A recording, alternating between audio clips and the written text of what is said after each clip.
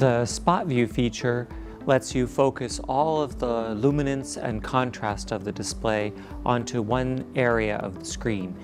This lets you take one part of the medical image and make that much brighter and clearer, letting you see the subtle details in it, but without making the whole screen too bright. So, for example, I can turn on, with a tap of the touchpad, I can turn on a spot and be able to look at the details here. And I can just tap a second time and I can get a blown up image like that. And with a simple double tap, I can get an inverted spot. And now I can really see along the skin edge, the details in the image. If you would like more tips on how to improve your way of working, please check out our other workflow videos.